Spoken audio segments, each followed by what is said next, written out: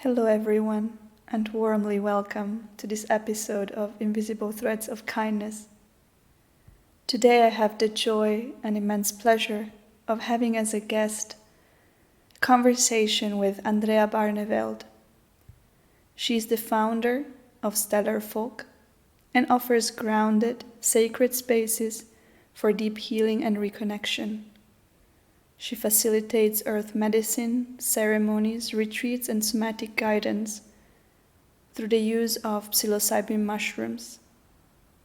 Andrea has a trauma-informed approach which is rooted in a deep reverence for nature, non-duality, and a belief in our innate capacity to return to love and belonging. StellarFolk's intention is to ease our collective suffering, to celebrate what binds us rather than what divides us, and to deepen our awareness and stewardship of the wonder and beauty that surrounds us, moving beyond the constructs of a Western culture shaped by extraction and separation. And so I invite you to tap, observe, and listen to this episode with that open heart, and I hope you enjoy it wholeheartedly. It's so beautiful to have you and to open this space with you. So for Andrea is a beautiful facilitator and guide of ceremonies with the opening of consciousness mushrooms, so the mind-altering mushrooms. And she creates them in private settings and also in retreat settings, and she's currently living in Ibiza. And it's such a profound, immense pleasure to have the opportunity to talk and discuss and get into dialogue with you, because really your energy is inspiring me daily so much. It's so vibrant and it's so happy and nurturing and benevolent, and it's really so she works under the name StellarFolk, and I think it just it describes the energy so well, this really bright and shining and beautiful explosion of energy.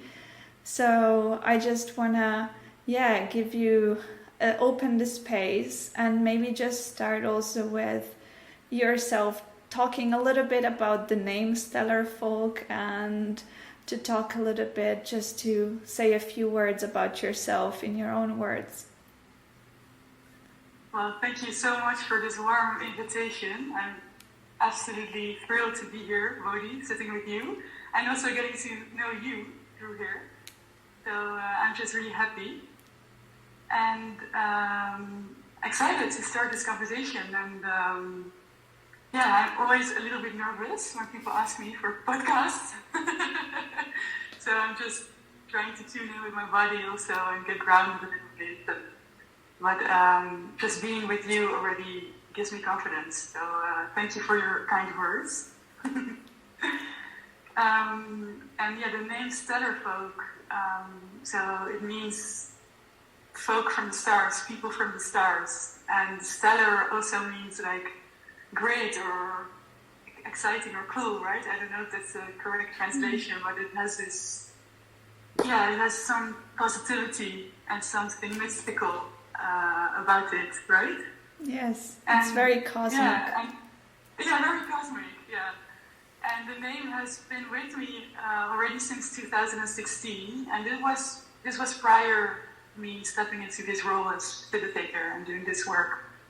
And funnily enough, it actually started as the name of my Instagram page, Go Figure. So I was longing for an anonymous space where I could just simply share all the things that inspired me on my path. And I found Instagram to be a beautiful platform to just, you can post an artwork that fills your heart, that inspires you, or that speaks to you in some way, and then combine it with words or a poem or teachings that touch, in this case, my heart. And I just wanted to share that simply. And slowly but surely that evolved into what I'm doing currently. And I decided to keep the name because it just, I feel connected to it. So, yeah. I love it. And I think really every time I think about that name and I see that name, it also inspires me. And it is that space of really cosmic interconnection. And I love it because also the reason for me doing this podcast and doing these interviews is to talk to people that inspire me or that are, part of my own growth and that I feel I want to have a dialogue with. And I also hope that can inspire others. So it's also really this wish of like sharing inspiration and sharing something that touches my heart, and then by touching my heart, hopefully it can touch someone else's heart, and then it creates this effect of just expansion and just this effect of like rippling into the world, which is really also my intention with this work. So it's kind of nice how also this intention is kind of moving us into this connection together, and it's something that also I have been thinking about for starting this conversation and this project, that it's called Invisible Threads of Kindness. And so it is about this, I just can't but call them those beautiful like networks that connect us all between the visible and the non-visible realms. So really how we talk through human and non-human connection, and kind of within that sphere, that is really also what your work is about, and how you're working with the non-human realm, and within that kind of really animistic space. So my kind of first question for you, and where I would like to start, is what does it mean being a woman, but within this kind of animistic worldview? So in this place of relationality to the whole. So in this place where being a woman isn't just an individual, but it's really something that relates to the wholeness of being.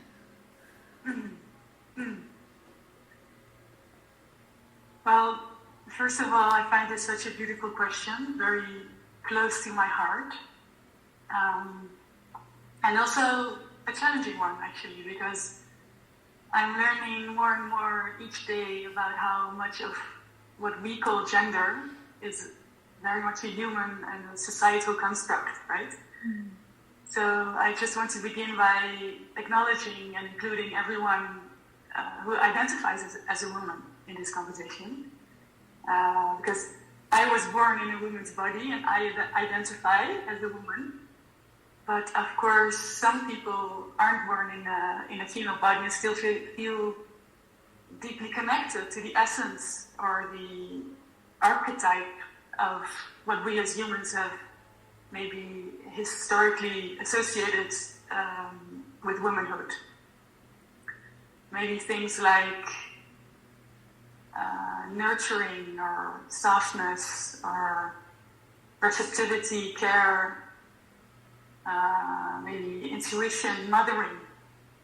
And yet, when we look at the more than human world, we see that even these traits aren't confined to a particular sex or gender, right?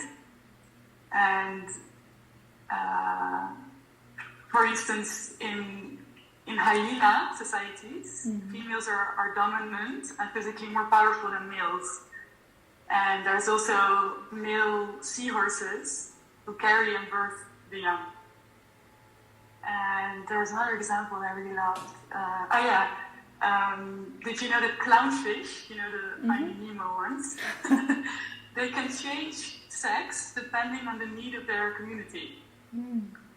So nature reminds us that the binary is far too narrow to hold the diversity of life somehow. And that being said, I do love being in this body that moves with the rhythms of the moon a body that teaches me how to grieve and let go every month when it bleeds. And it really feels like a little death every month. And at the same time, it confronts me with the possibility of life every month. And that's something sacred.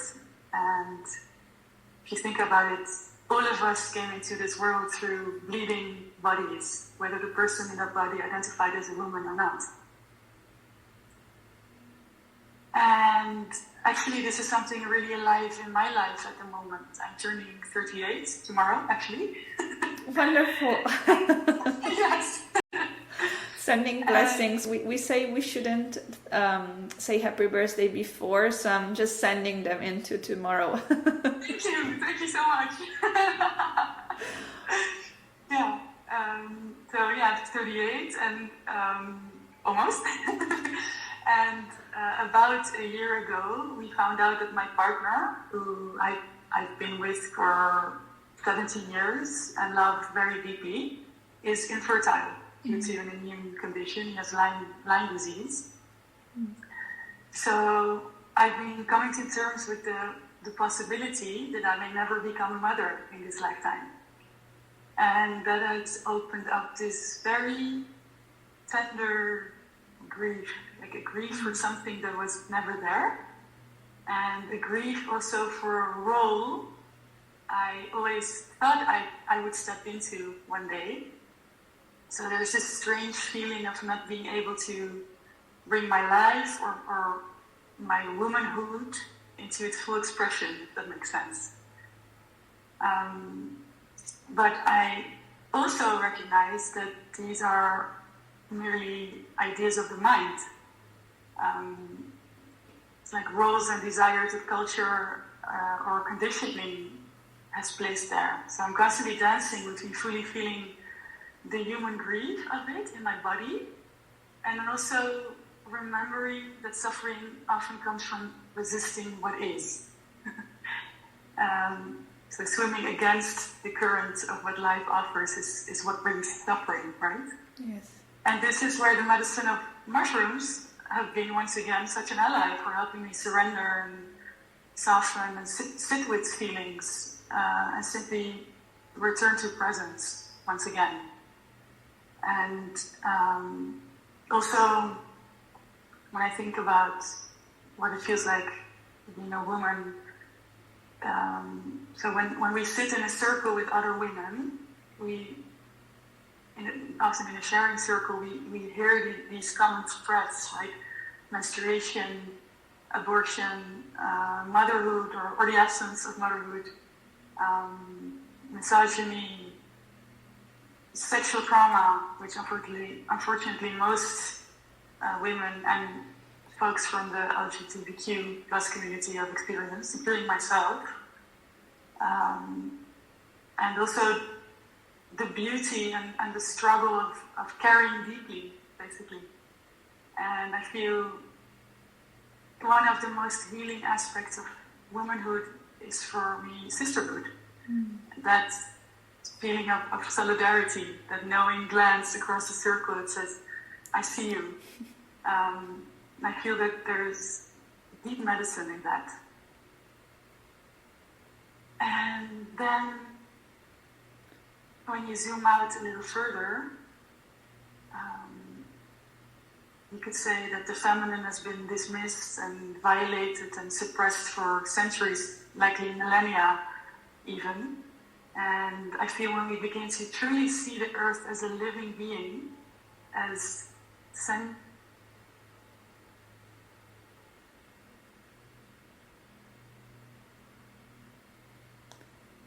I lost you for a moment. Then somehow it becomes clear that what has been done to women has also been done to the earth. So yes, being a woman feels complex and layered and painful and powerful and utterly beautiful. Yes, and thank you so much for sharing also your vulnerability and what you're going through and your own grief and your own dance with life. And Yeah, you know what, in what you're saying, I also wanna, like, a few things come up, and one of it is really about also releasing, yes, that idea of having to connect with someone by blood. Maybe it was also something like, you know, as you're saying, like kind of sisterhood, and like the people that you bring into your life and that become part of your life, and that it doesn't necessarily have to be your real sister or your real, it's just this bond that keeps us all together, and also through a voice that I feel it is the feminine that reunites us all. And for me, it's really, yeah, like this consciousness of earth, and this consciousness of the feminine womb of life, just life itself. And I think it's beautiful to think about it as a universal voice and a universal carrier of life that is guiding us, all of us, in it, and that expresses in 1,000 million ways, and that in a way we're all part of it, and we're all expressing that same voice, whatever gender we have or form, it doesn't really matter. Like, if we're giving voice to that universal consciousness, if we're giving voice to that universal mother, if we're honoring and devoting ourselves to that universal mother, and of course also the father, then we are really honoring life itself. And I think that's so beautiful. Yes. Yeah, that's how I feel the feminine is also connecting us somehow, and I don't know, and then kind of connecting with your practice with mushrooms and the medicine they carry, or just the consciousness they carry by itself. It's interesting because, I don't know, I've always thought like mushrooms are sort of a neutral energy, like they're this playful, childlike energy, and at the same time they're very old and wise, and you know, and they bring up all of these different aspects of reality to observe, and and so they really show us also that there is this that we go out of this binary thinking, because everything is interwoven and interconnected in a place where we can't really judge. And so Yes. maybe I'd love to speak a little bit with you about what is the practice of working with psilocybin mushrooms, and how did that start for you? Like, how did you get into this work? And can you tell us a little bit more about this? Absolutely. Yes. And thank you for sharing all that. It really deeply resonates. It's like such a beautiful, rounded way of replying to what I said. So thank you. So how did mushrooms come into my life? The mushrooms actually came into my life after a period where I had faced and processed some really deeply seated trauma. And this was, I've been like on this path of seeking, learning from suffering since I was about 19, 20. So you could say I'm a seeker, you know, like my whole life I've been like seeking on the path. And, but this particular moment in life, I had faced and processed some deep trauma, and this was thanks to a combination of multiple things that came onto my path. And one of these things were non-dual teachings, so non-duality. And at the time, I was very influenced by this amazing British non-duality teacher called Louise Kay. And I spent some time in India with her, and her ways of working was really almost combining non-dual teachings with a somatic approach, so really going into the sensations of the body. And shortly after, I came into touch with ayahuasca. And ayahuasca had been calling me for many years. I think like 5 years I had this deep calling, like I want to work with this plant. There's something even about the name that calls me, some inexplicable thing. And after a series of incredible synchronicities, I ended up sitting with a Spanish shaman who had been studying for many, many years with the Peruvian 𝘒𝘯𝘷𝘪𝘴𝘥 tribe. And this was a deeply both traumatizing and also, I would say, maybe awakening experience. And it brought me very much into my body and into the here and now. Before I was more like floating a little bit and trying to connect with higher beings, and which is also really beautiful. But I was in a way escaping from my pain, right? And the sensations in my body, really. And ayahuasca just launched me into my body and really showed me, okay, the problems are actually here in my physical body. That's why I'm holding onto the pain and the suffering. And so I went into this phase of doing way too many ayahuasca ceremonies, which I do not recommend to anyone. But there was just something in me. I was like hungry for more, you know, like I need to dissect this path or something. And fortunately, about at the same time, I through a friend, my friend Marike, bless her, she gave me the contact of a somatic therapist, and I went into this trajectory with her. I think I only did 8 sessions with this woman. She's based in Amsterdam. But it was so profoundly life-changing, and it was like almost all the things I've done so far, and working with the plant medicine and these non-dual teachings, and it all clicked, and I could really get to the root of the things that were making me suffer, and they were in my body. And it was by being present with the sensations, the extremely uncomfortable sensations that were in my body that I was always trying to escape from, that I found the solution and that I found liberation from these old traumas, you could say.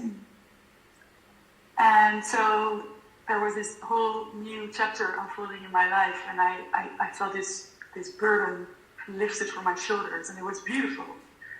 And it was right at that moment that a friend of mine had some mushrooms. It was like a few years after this, and like at the tail end of this healing period, let's say. And we decided to go into the forest. This was like when I still lived in the Netherlands, and there's this area in the middle of the country called the 𝘒𝘯𝘓, and it's this beautiful natural place. There's a lot of forests and a lot of mushrooms. And so we went there and we camped, and we took the little mushrooms, and it was the first time in my life. Oh, that's not true. The first time was actually in Mexico, but that's another story. But I was still in another phase of my life. So let's say it was the first time I took this medicine with a clear intention of healing. And what happened then was like homecoming. I was like, what? How have I never worked with these guys before? Like, it was, I don't know, it was such a strong feeling of coming home, connecting with my homeland, the trees, the natural surroundings, and Mother Earth, basically, and still being able to process also like uncomfortable things. It was not just only hee ha ha. It was still like there were deep teachings there, but it was like almost with a lighter note, right? And I felt, wow, this medicine has a sense of humor also. I love it. And And after that, I became obsessed. I just started to do research, and I was like, this is the medicine of my ancestors. This is what my ancestors used to journey with and connect with, to get answers and to connect with the divine. And then I found so many historical references in ancient Greece and in the Celtic lands, and even in Christianity, there's even churches where you can find little mushrooms in the decoration and in the glass and stuff, in stained glass. And I was like, wow, what is this? And then funnily enough, I was actually sitting, a bit after, I was sitting in yet another ayahuasca ceremony. And this was with a beautiful Maori elder, like with markings, and this really strong warrior woman. And after the ceremony, she came to me and she was pretty strict, and she said, you're going to work with the medicine of this land. And it's the elder tree, and it's mushrooms. And I was like, no way. It was the nicest message I could have received, like, yes! And then she told me to go into the forest and sit with the elder tree and see what messages that tree had for me. And so I did. I was like, I went with my partner to the forest, and I found an elder tree and just sat against its trunk with my back and went into meditation and just consciously tried to connect, with the tree. And I got a really strong feeling of protection, almost like this tree was a guardian, right? Mm. And I felt so safe and so held by the spirit of this tree. And then again, when I arrived home and I started doing research, I was like, oh my goodness, this is what our ancestors actually, our ancestors saw this particular shrub, this tree, as a guardian, as a protector. And it was such a beautiful confirmation. And then I read how usually our ancestors used to plant elder trees in their front yard next to the front door, not only to have access to the berries in autumn, and the flowers in spring, but also like as a protector, from burglars. And so the tree was actually planted there as like protecting the house and the family, and I just loved that. And so from that moment on, I always started drinking tea from the elderflower before sitting in ceremony. Mm. And yes, so the elder feels like, a guardian of the space somehow. Mm. And it wasn't long after that I think another year passed, and I sat often with the mushrooms, always in nature actually. And then I think maybe about a year after, I decided to do a ceremony inside and with my eyes covered. I was like, what happens if because obviously sitting in nature with mushrooms is the most beautiful experience, and I can recommend it to everyone. But I was like, what happens if I cover my eyes and invite myself to go inward very deeply without any distractions? And it was actually, in the beginning, a bit scary, because it was overwhelming, like the feelings and the sensations and the visions, and I could see, there's stuff coming up, there's pain coming up, or grief, or unprocessed emotions, basically. And I let it come, I was just really present with all the sensations, and I had a lot of tears, and I felt, wow, this was such a healing experience, and I feel so much lighter. And then, so I almost got to know them in yet another way, and I was like, wow, how many beautiful ways are there to work with this earth medicine? It's just, wow, blew my mind. And it was about around that time that friends started to ask me, hey, Andrea, can you maybe sit with me while I take mushrooms, because you have now like some years of experience with plant medicine, and I think I would feel safe, if you would be there. And I was so excited, like even people asking me, like, yes, of course, I want you to experience this as well. So I just try to think and what are the perfect conditions? How would I have loved to experience this for the first time? And so, how would I prepare the space, and what music or sounds would I like to hear, and what would I have benefited from if someone had told me beforehand, like how the nervous system works and how to react when discomfort arises or anxiety arises, And so I did that, and what happened to my friends was profound. And I was like, wow, this is amazing. And then so from friends it became friends of friends, and then it was the aunt of a friend, and all of a sudden I was having strangers in my little apartment in Amsterdam who came to sit in ceremony with me.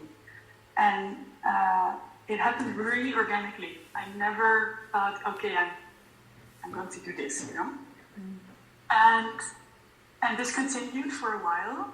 And at some point I felt, wow, I can literally combine everything that I've learned so far in my life into this work. And it's helping people, actually helping. I'm actually able to make the lives of these people a little bit better. And it was such a profound feeling of purpose and joy. And the day after, a friend of mine came over for dinner, and she said, oh, this girl I actually met on my first ayahuasca ceremony, go figure. And she said, hey, I really like what you're doing with the ceremonies, and it's so beautiful. Would you be open to start doing this like on a little bit of a bigger scale, like in a group setting together with me? And at the time we had a friend who is a psychologist, and we had a few meetings with her and almost like a few trainings, and she gave us some amazing tools to structure the ceremonies in a group setting, and actually really helpful. But the fact that she invited me to do this the day after that I had this like insight, wow, like how beautiful I'm doing this, It was such a huge confirmation for me. Like, okay, because if not, I would have never maybe dared to start doing groups, And that's the story, how it started. I love it. And so many things are moving through me while you're saying this, and I just love the story, and I just want to take a second to also just honor the spirits of the plants that are here with us telling the story. Yes. Because while you're speaking, I'm just thinking, they're all here. Like they're all like the consciousness of the plants is speaking through us and with us and accompanying us, and I hope inspiring others to find their own also connection to lands and relationship to plants. And I love the part where sometimes we start with something because this is something that it's calling us, and it's more calling us like a feeling rather than, I don't know, I see that with personally my path and experience, which maybe I'm attracted to something because I'm attracted to the feeling or to the experience or to what this medicine can give to me. And then when you actually get back to the body, as you were saying, so when you come back to actually integrating whatever is that the medicine has given to you, or the it can be many different things. It can be plants, but it could be also just meditations, or it could be many different things. And then when you learn from those tools, then you come back to the body, and then there is a moment where you start understanding where the path is through your body. Like when you said, this elder Maori came and said, it's not ayahuasca, it's the mushrooms, because and the elder, because they're connected to you, to your ancestry, to your body. And somehow I think whenever something isn't working in our body is because we're not in the right alignment with our ancestors and the lands we're in. And not to say that there is anything wrong with any part of it, but I just think that when we are fully and totally in the body and in the medicine that we're meant to share, then everything just flows organically. It becomes easy, like it comes. And as you were saying, people are just calling you, and then I love it. I always imagine them like little angels, and when people come to you and they're sort of like this push or reminder, and they're like, oh, we should try this now, or we should try that. And then sometimes to me it happens, they're not even part of my path. They just come in to give me the message, and they literally move out. So I love that, we're always accompanied and we're always carried, and then it's like, okay, this door can open, and please come here and let's go there. And the path just opens for you. Yes, and what I love about what you're saying also is that sometimes, when we're at a point in our lives where we're like, what is my purpose, or what am I here to do? I don't know. If you start making like big plans, these plans seem like daunting, right? But if you look at it like, just like you say, follow the next door, open the next window, and just out of curiosity, follow the path step by step. The same like when you're climbing a big mountain, right? When you look at the top, it seems like, okay, I'm never going to arrive there, my body can't, it's too much. But if you just take it step by step, you will at one point arrive there. And I think it's really by following our joy.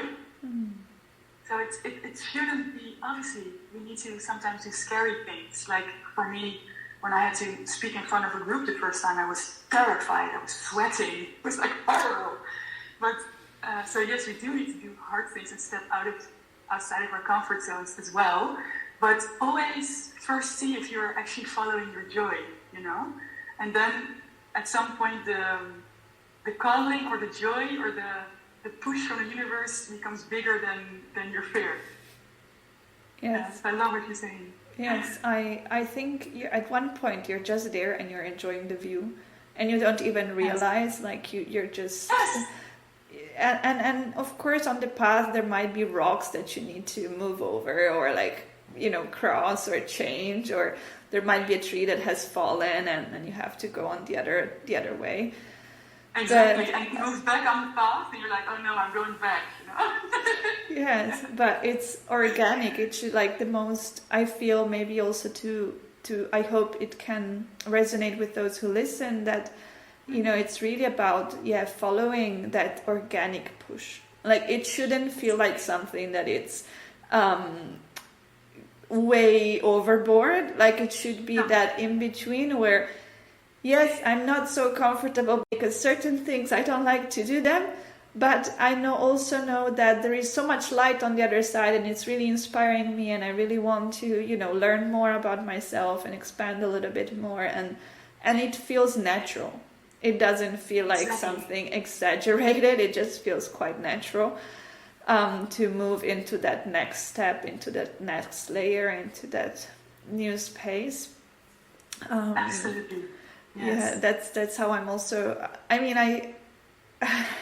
for me, I sometimes think in my personality, I'm just the kind of person that when I was a kid, I would jump into the water without knowing how to swim. So literally that was me. I was like, yeah. So I still do that. I still love to jump without knowing how to swim. But I think we all should really follow our own, the joy of our inner child, and the joy of how does our child move in the world, and how does this child want to express. Yes, I so agree with that. And sometimes, it's certain things in our life might have happened that makes us carry all those traumas, and it's almost preventing us to connect with this inner child, right? But once you find that inner child again, and you're able to integrate her, in this case, back into your being, then it's the most beautiful thing. And another thing that I find meaningful with regards to this is that there's an indigenous group of people called the Mazatec, and they're in the southwest of Mexico, and they refer to the mushrooms as los niños sagrados, the holy children. And I really resonate with that name, because I feel the mushrooms can help us reconnect to our inner child. Yes, bless them. They are very, they definitely are the medicine of joy. And yes. I actually heard recently that a discussion where they were saying we call it medicine, but actually that would imply that there is a sickness, but there is none. There is no sickness to actually heal, so it's not even correct to call them a medicine. They're just part of a normal way of living, which is I love that. As you were saying, like all of our ancestors were sitting in ceremony of any kind in different parts of the world, and yes, and they were all of them had a practice that would, or a plant that would connect them to further with the sacredness of life and the magic of life. And it was something very, very, very natural. Absolutely. And if you look at the entire history of humankind, it's only very recently that humanity has stopped doing that. So the length of time we have set with these plants and fungi is way faster. And I always actually say this before a ceremony, because it kind of eases people's minds, like this is something, it's more like a remembering, because it's in your bones, it's in your blood. It's a part of you and your ancestry, and it's beautiful. Let's normalizing the ceremony, normalizing the ritual as part of normal passages of life. Yes.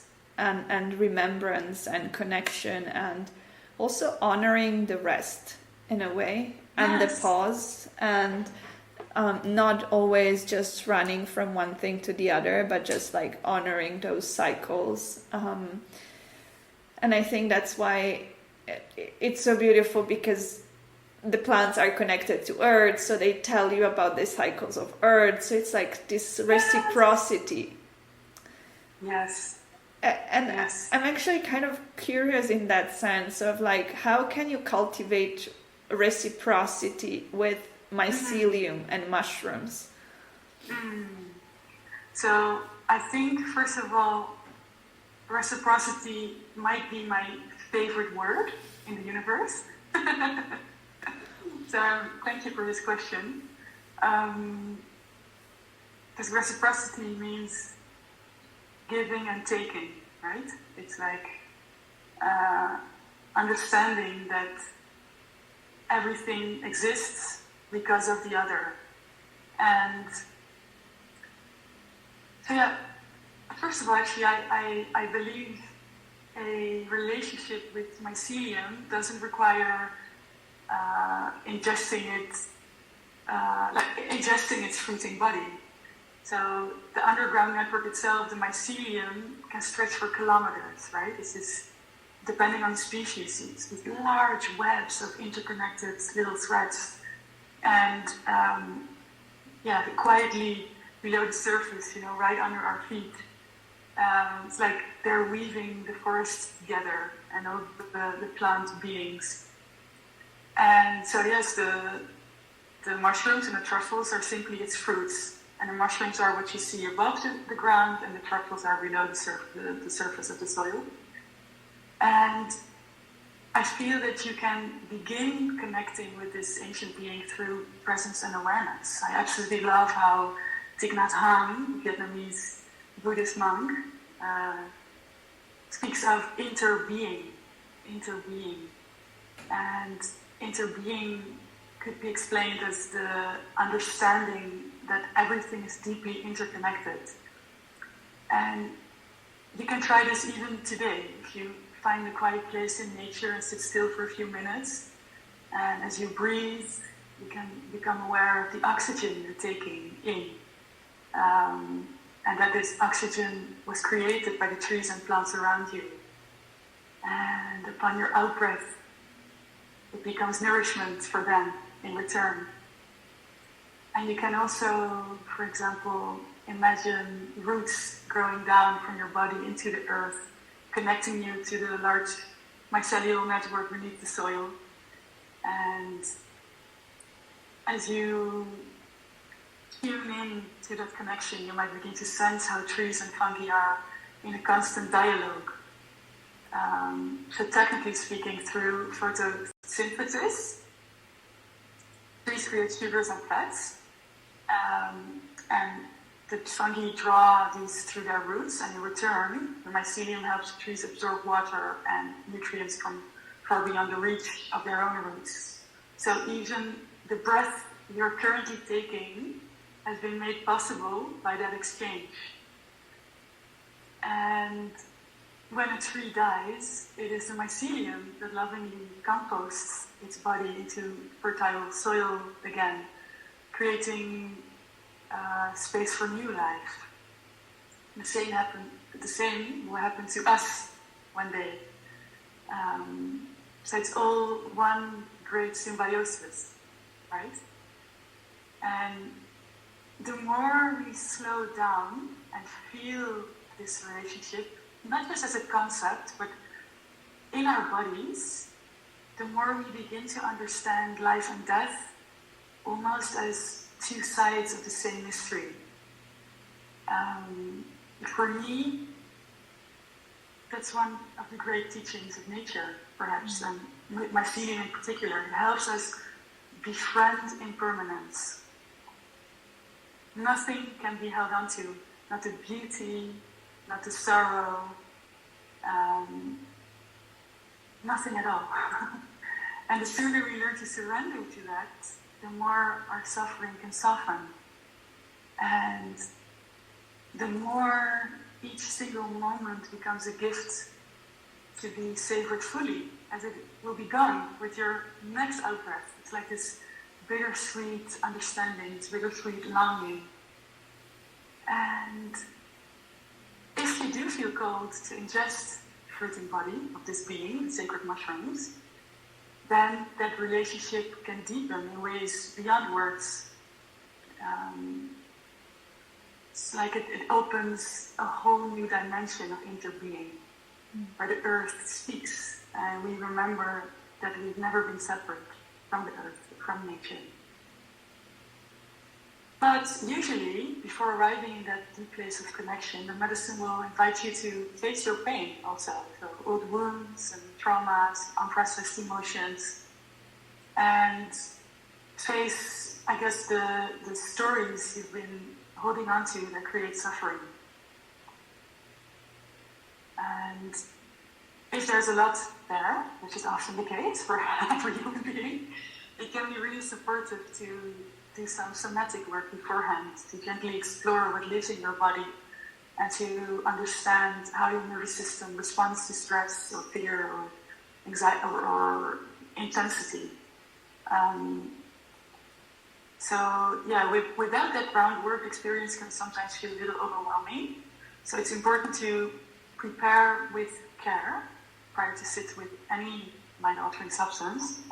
We're not talking about mushrooms, and I suggest, especially if it's someone's first time, to always journey, well, first of all, in the right set and setting, really important, but also maybe with someone you deeply trust to hold space for you. So someone can hold your hand if you're going through difficulty or facing pain. And then if you're lucky, the medicine will help you compost these old energies. And it will help you connect to the truth that is there beyond impermanence, that's always always there, which you truly are, really. Yes, I love it. I love how we're this dance in between life and death, and I do want to speak a word of really, putting an extra accent on what you're saying about also the importance of the environment that you're in when entering in connection with these medicines or these practices, to be mindful of the benevolence of the people who are holding the space, and to be mindful to kind of really always consider the love for yourself and as like the first thing. Like sometimes, not to throw yourself into overwhelming your nervous system, but to actually be mindful and not jump into things, but just be able to really be sure that who's there with you can hold space for you.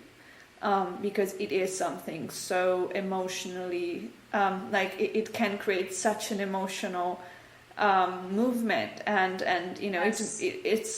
it's I always consider it's like you're getting so much energy into your body, so of course the energy has to come out somehow. It has to move through you. So it's gonna make the space it needs to make you conscious and to make you reawaken. So making sure that we are in an environment that can hold that space for us and that can make us feel safe. And I think it's also very important to be in environments that are very organic and natural, and that can also provide us that connection to the land where the plants come from, or the land that holds us, and that it's our home. So and that's why I think it's so important to have people with experience and intention holding space for others, like such as yourself. You're doing now for many years, and you're accompanying people into these kind of experiences. And I would love to also expand into how that weaves into somatics, and how the experience really goes through that place of how does consciousness move through our body? That's a big one. Yes. So I think, and because I've thought about this obviously so many times, and actually my vision or my interpretation changes, like maybe every month or something, or maybe mostly when I take mushrooms myself. I think right now I'm sitting with mushrooms every 6 months, more or less. I mean, it depends, it's mostly when I feel calming, but I think it's more or less every 6 months, around that time. And I'm just always so surprised, because every single experience is different. Obviously, you cultivate a relationship with these spirits, and you understand, what can come, and you get the hang of it, right? But still, it's always a step into the unknown, really. And it's just a metaphor for life, actually. It's almost like a ceremony is like a really intense, compressed metaphor for life. So, and what my current vision is that what mushrooms help me do is become extremely present. Just very, very present. So they kind of force you to stay still, and be aware of what's alive in the moment. And by creating that space, you allow these suppressed parts of yourself to come to the surface. I always like to use this metaphor of our entire lives, we're kind of holding balloons, under the water. Like, no, not this, you don't want to feel this, no, oh, this one either, we need more arms, And when you take mushrooms, when you sit in ceremony intentionally with mushrooms, and I'm not talking about when you sit with the intention of healing, really, because you could also take mushrooms and say, oh, I want to connect with nature, today, or I want to, I don't know, it really depends on intention. But the way I like to work with mushrooms in a healing setting is with the intention of healing. So going towards the things that are holding us back and that are blocking us in our lives. And for me, as it's worked so profoundly in my life, it's very connected to the body. So I always tell people before a ceremony, whenever anxiety comes, or fear comes, or even a vision that you're afraid of comes, the first thing you can do is to go inward and scan your body and see where are you feeling discomfort now, where is tension in your body currently. It can be tension, it can be numbness, it can be a throbbing or pulling sensation. It can manifest in multiple ways, but it's usually anything other than fully relaxed. Let's call it that way. And it's important to understand that your nervous system is constantly trying to help you, save you from that pain that occurred somewhere in your past. So your body and your nervous system are doing a great job protecting you. But it's actually in the now moment, because the nervous system doesn't understand linear time. So for the nervous system, as soon as it is triggered by something that reminds it of the pain that has occurred in the past, the alarm bells go off. Like ding, ding, ding, ding, ding, unsafe, we don't go there. And that's its job, so it's great, right? And sometimes the things that happen in our past, especially if we're really young, and especially if we're under 7 years old, for a child under 7 years old, being out of safe attachment with its caregiver, so mom or dad or guardian, so even feeling I'm out of connection, I'm not in a safe attachment with this guardian, can feel like a life threat. So the body and the nervous system registers it as I'm going to die. And this is really important to tell to people because the uncomfortable sensations that might arise, and I'm not even talking about sitting in ceremony, even when you're meditating. So this can happen when you're just meditating. These sensations are the nervous system coming with an alarm bell, with it's telling you there's danger. So there's one big solution for this, and it's really simple. It's difficult, but it's simple. So it's turning the light of your consciousness. It's almost like your consciousness is a little torch, I would like to say, and you turn it around, and you turn it, the light of that awareness, so just your presence, your focus, you turn it on to the discomfort, on the thing in your body that's feeling not good. And it's purely by staying fully present with the discomfort. And if there's fear there, it's fine. If there's anxiety, it can be anything.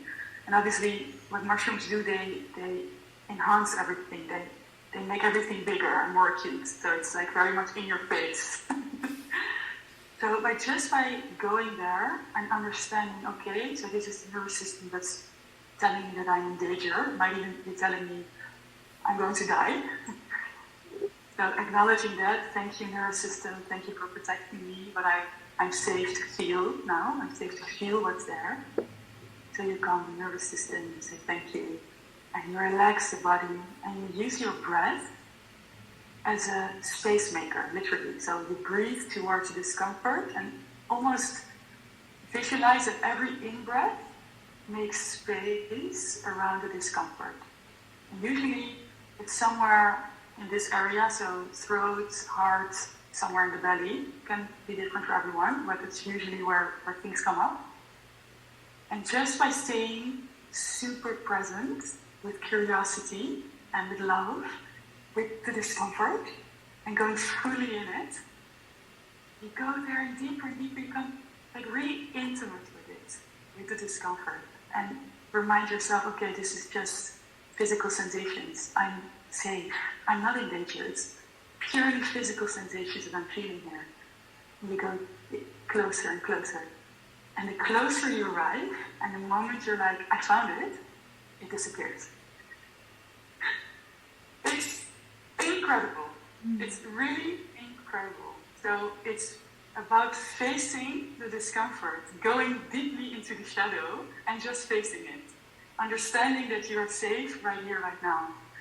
And this process is beautiful, but also it can be difficult when you're on your own, because when you're in the midst of it and the Martian will show you visions and scary things maybe, and it's becoming overwhelming, and you forget this, and you have no one there to remind you, like, go to the sensations in the body that are safe, and just give you some cues and hold your hand. It can become scary. It can even become a trauma in of itself. So, and I personally have experienced this in plant medicine ceremonies, especially with ayahuasca, because ayahuasca is oftentimes held in a very indigenous, hands-off way, which is beautiful and ancient, and there's a lot to say about that. But here in the West, we carry so many traumas, basically. You know, we're not living in a tribe in the Amazon, close to nature. Here we are bombarded with our information on our phones, and like Western society is difficult to live in. It's a lot. So I feel that oftentimes Western people, if they're just thrown like that in ceremony and don't get proper guidance, the plants can be so overwhelming and the sensations can be so intense and scary that the nervous system just blocks and it's like, Rah! And then you could say, this is a bad trip, you know? So,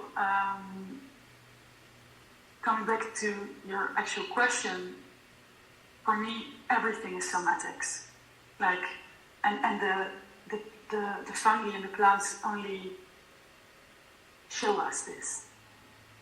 Yeah.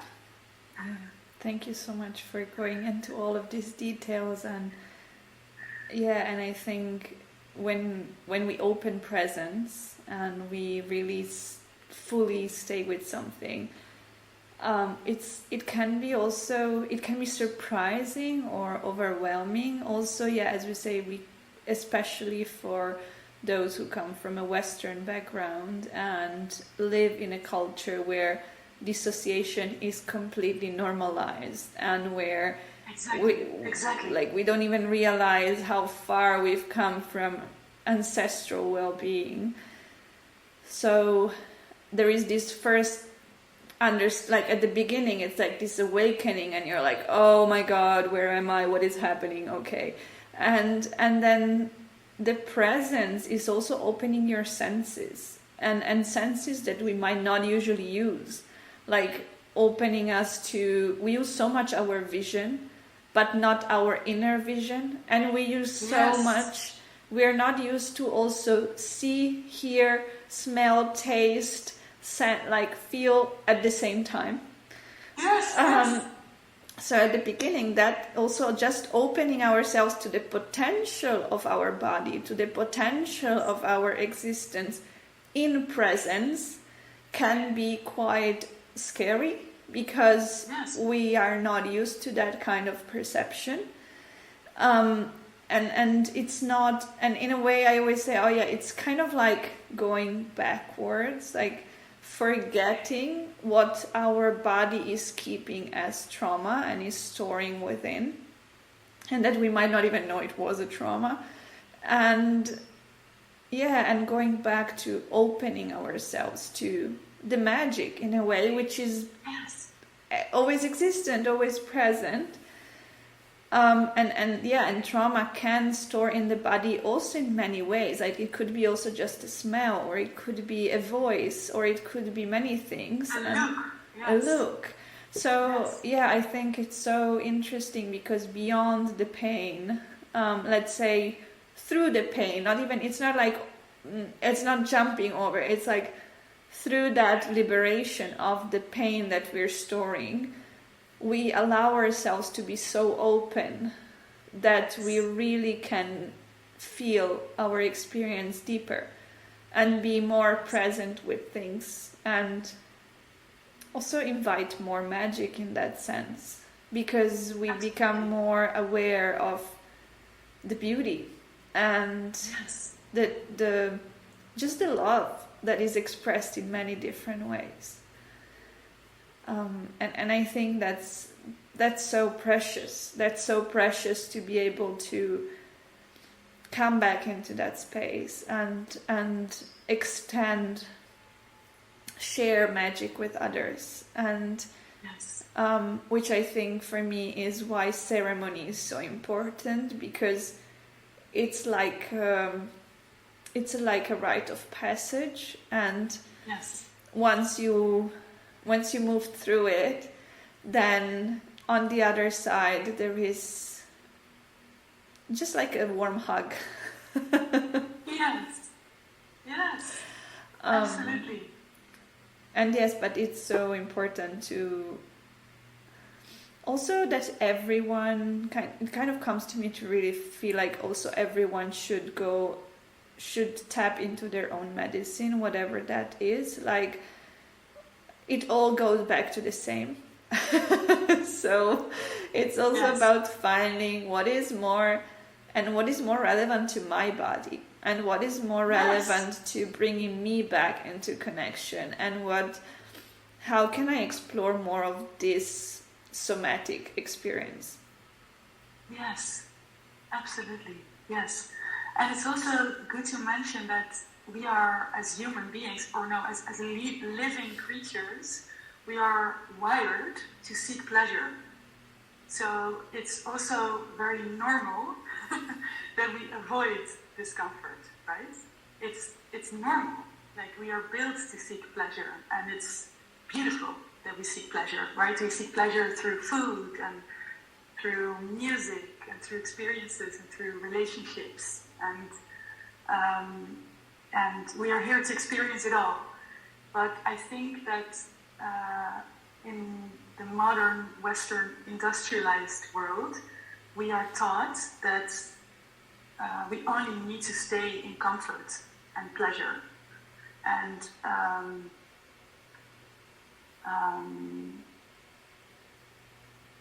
I think ceremony, this art of ceremony that, like you say, has been lost to us, was a way for our ancestors to connect to the whole spectrum of what it means to be human, which is pain and sorrow and anguish and beauty and bliss and ananda. You know, it's everything, and it's in a way saying yes to everything and not resisting any part of our human experience. And I feel that the plant kingdom is really there to be an ally for us, especially in these times where there's so much separation and we're so disconnected from life, you know, and from what it means to be a human and what it means to be a part of the earth. And I feel we've lost our role as humans, because I believe we're supposed to be guardians of this earth. And there's a reason we have these big brains in these big heads of ours. And if you look at indigenous communities, they're always managing the land and making sure that everything stays diversified, and they're planting seeds and they're burning here and there where it's necessary. And there's this constant reciprocal relationship with the land where they live on. And yeah, so much to reclaim in the here and now for us. And I do feel that there's tendency, there are people who feel this deeply, and there's people opening up to this reclaiming.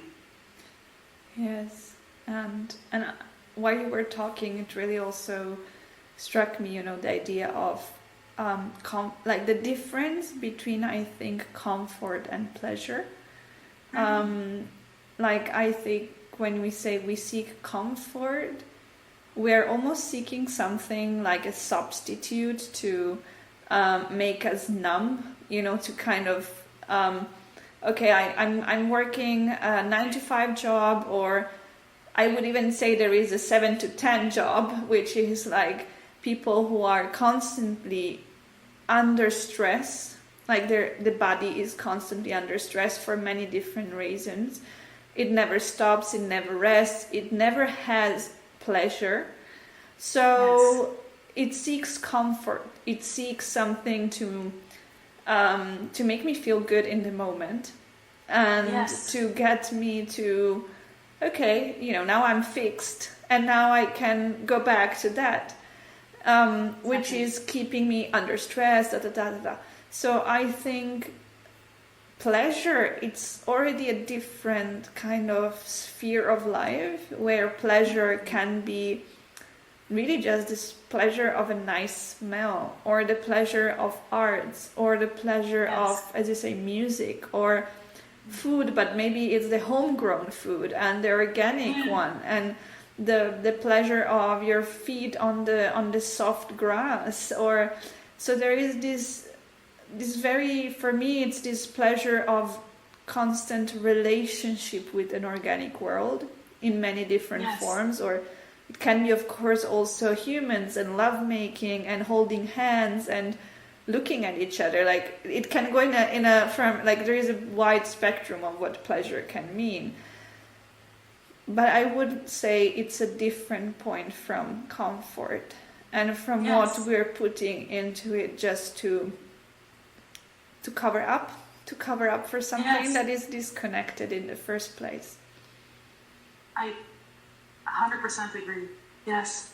And it's being severed from the land and from our surroundings that is causing, I feel, this sense of not belonging. So there's a void there, and the modern human being has tried to fill this void with material things, and with colonization, with domination, and their happiness will never be found, never, because it's damaging the one thing. No, it's damaging the thing that we are, which is nature, which is the world, and honestly, I truly believe that plant medicine, and disclaimer also here, it's not for everyone, right? It's just a tool. It's another beautiful tool that we have in this life as human beings, and certainly not for everyone. There are 1,000 ways to roam. But I do feel that plant medicine has a role in the time we're at right now on the earth, because there is such medicine for connection and remembering and belonging. Yeah, so beautiful and very heartwarming, and I would like maybe to finish, like I feel like it's been so full, this conversation, like it really feels so beautiful and nourishing, and I would like to just kind of conclude it somehow with, how do you nourish inspiration in your daily practice? So how, beyond the ceremony, beyond the moment where you go deep within and you dive into deeper layers of yourself, but then you come out and there is something where you're still still finding connection in your daily life. And how would you say maybe you can also share with others how to nourish inspiration in your daily life? Beautiful. Yes, and you're so right, because you could say that ceremonies can offer these peak experiences, right? And sometimes they can be yet another thing to seek, and like, oh yes, I need to get these big experiences, and if not, my life isn't fulfilling, or because actually it's the integration of these experiences that's most important. And it's these little daily practices that make up your life and make up who you are and how you feel. So first of all, for me personally, one of my biggest practices is being in nature. And I have a little dog, she's sleeping next to me here, named Jo. And she, I was going to say forces me, but I should rephrase that. She allows me to go outside several times a day because she needs to go on a walk, right? And it's so funny because sometimes, it's cold, or like I don't really feel like going outside, and like, oh, not again. But there's never been one of those walks that has not given me nourishment or relaxation or a sense of peace. So that's the very first thing that I would suggest. Then, for me, a very important practice, which I don't do often enough, but is meditation. Just taking a moment in your day, or if you can, even 2 moments in your day, but if it's less, then it's less, but to sit still and just pause for a moment. And if it's difficult for you to do that in silence, then you can find a guided meditation that's beautiful and speaks to you. But even if you give yourself the gift of sitting still for 5 minutes a day, maybe in the morning when you wake up, and just check what is alive in me in the moment. What am I actually feeling? What's here, before diving into your tasks and to your routine. And it can also help some people like to keep a journal, and I recommend that so much, because even if you write 1 sentence every day in your journal, it helps you to connect with what you're actually feeling, and to just take a moment to acknowledge that. And another thing for me that keeps me, let's say, in touch with the mystic or the divine or God, if you will, is the teachings of sages and teachers that are here and that have come before us. And there are several that speak to me really deeply at the moment, and that's Tara Brach. She's an American meditation teacher. She has a book called Radical Acceptance that I've devoured and is like everything for me right now. I love all the teachings and little books by Thich Nhat Hanh. They've been a guide for me for a long time. And I have a new obsession. And that's, I was in India recently for a bit over a month in a north place called Rishikesh. And my dear friend Robin and I, we started getting into the teachings of this woman sage called Ananda Mayi Ma. And I found out that she was buried nearby in one of her ashrams. So we decided to travel there and to do a little pilgrimage. It was like one town further. It was not too big of a pilgrimage, but we went there. And we arrived 5 minutes before closing time. And still there was this man, so sweet. He said, "Yeah, put off your shoes. I'm going to give you a tour quickly." And he brought us to the place where she's actually buried in a mausoleum. And it's surrounded by flowers. And the moment we walked in, and I was like, "Whoa, what is this?" It was such an incredibly atmosphere of I don't even know how to describe it, but like love, compassion, mysticism, divinity, basically. And we sat there in meditation for a while, and I just tears streamed down my cheeks, and I was so incredibly grateful for these holy beings that have stepped here on the surface of the earth and shared their teachings of oneness with us. And so yes, that's been my most recent spiritual experience that's really touched me deeply. And so I'm really into her teachings now and reading, and she's inspiring me deeply. So yeah, that's what's alive for me right now. But, yeah. Yeah, thank you so much for sharing.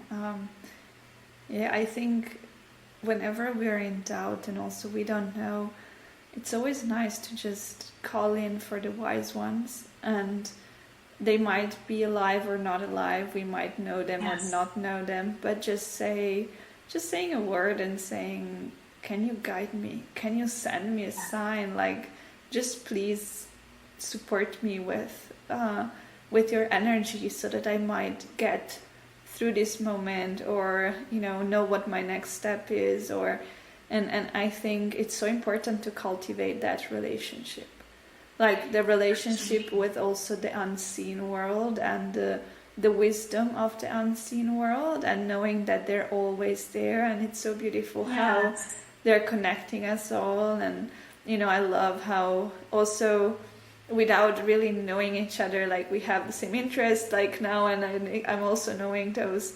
I'm also have been reading those or listening to those people, and it's kind of interesting, how I feel at the end, even that is pulling you closer to, I don't know, the path of your life, and how those wise ones are always there to bring you, to move you forward, even though I don't even like to say forward, because it would imply that you have to get somewhere. It's just an unfolding, really. But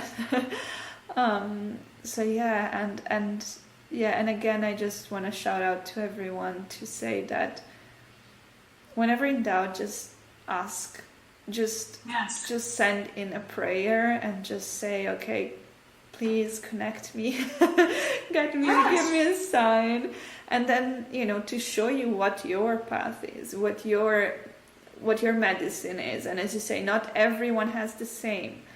And not everyone has to do the same thing. There is not a book or a manual, or like, I'm going to be more cool, more spiritual, more this, more that. Exactly. Like, there is no manual as such. There is each one of us has a unique, beautiful gift to give to this world, and to be interwoven with everyone else. So yeah, I love that. And we just recently finished the kind of 9 days of Mother Divine. So, which was, no, I don't want to say something stupid, but it was, I think it was from March 30th or 31st. So we might just have finished today. So it was in India, it's like the days of the Divine Mother, and it's kind of like, so I like that we're finishing with this as well, with kind of this energy that is ending today, and revering that feminine with which we started, which was the inspiration. And I really want to, just kind of conclude thanking that beautiful space that holds us, and